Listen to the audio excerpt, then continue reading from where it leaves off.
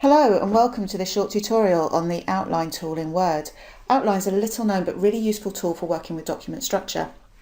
And when people discover it, they often tell me that they wonder how they ever did without it.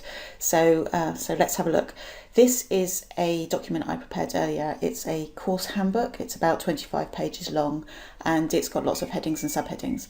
So at the moment I'm looking at it in just print layout view. And if I go into the View tab, you can see here it's in print layout, and this is probably what you're used to seeing, but I can look at it in a quite different way, just at the structure level by going into outline. Now it looks quite different and it looks pretty horrible because that's showing you all levels, but if I change this to just level 1, you can see the top level headings. So these are my main headings, and I can see what the overall structure looks like. I can also look at it at subheading level, so I can go down to level 2, see the subheadings, and even down to level 3, and so on. So this is good for being able to see what your structure looks like. It's a bit like a table of contents, but the really good thing about Word Outline is that you can manipulate the structure, you can change things around, and if you move the headings, all the subheadings, then all of the text will move with them as well, so you don't have to do all that cutting and pasting. I can't tell you how much time this can save. You probably know yourself how much time you spend doing that, but also the number of errors that it prevents as well, because a lot of errors are created by cutting and pasting. So how do you do it? This is a level 3 heading down here. So we've got spell check down here, and I can tell it's a level 3 if I go up here. I'm going to move this down. At the moment, it's sitting right underneath this sort of level 2 heading, proofreading tools. If I close outline view, I can see down here that it's where it's sitting. Going back to outline, I'm going to move this down using these buttons over here. So this button will move it up and this button will move it down, down the hierarchy. So if I click on this once, and then again, I moved it right down to the bottom underneath track changes. And just to prove it, I close outline view. There's all the text. There's the subheading, and there's track changes just above it. So we've moved it right down to the bottom of the section. I'm going to go back to outline. I'm going to move it back up again using the move up button, 1, 2, and it's back to where it was. So that's pretty useful. The other thing you can do here is to promote and demote your headings. So this one is now, as we said, it's a level 3 heading, so it's at the bottom of the hierarchy, and I want to move it up. So if I go up here, I can see it's level 3.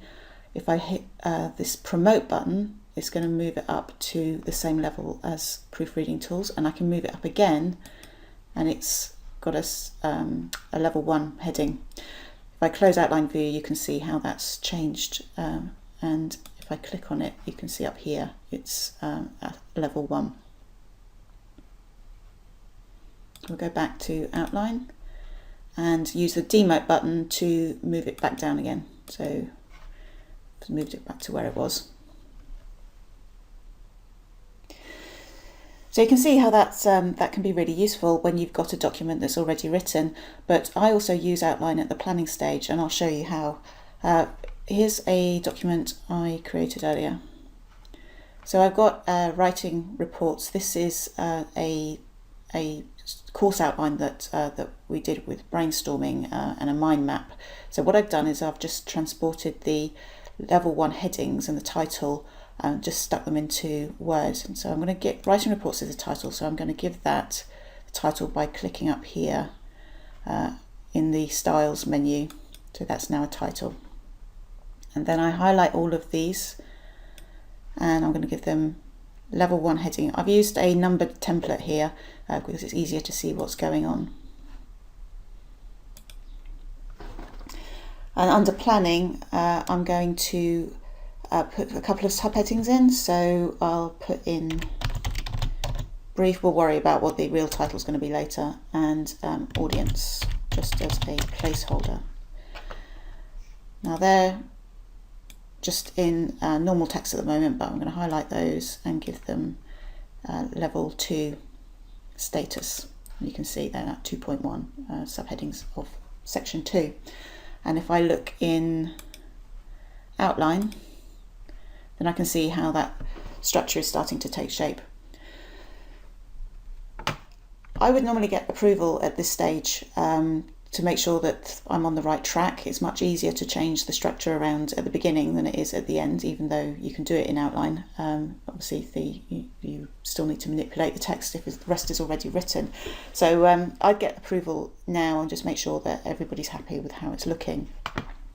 The other thing I do at this stage is produce a production schedule.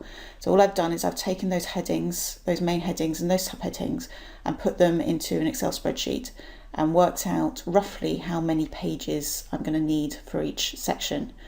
This is just an estimate, and also how many illustrations I think I'm going to need.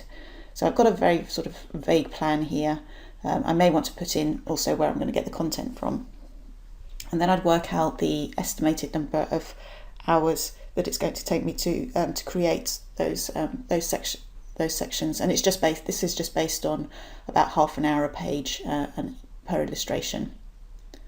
Then I can work out roughly when I can complete the first draft, and you can see here that I've put in some dates. They're not necessarily in order. I tend to do the front matter and the introduction sections last, and then when the first a due date for the first draft to be reviewed, and then I can work out the rest of the schedule.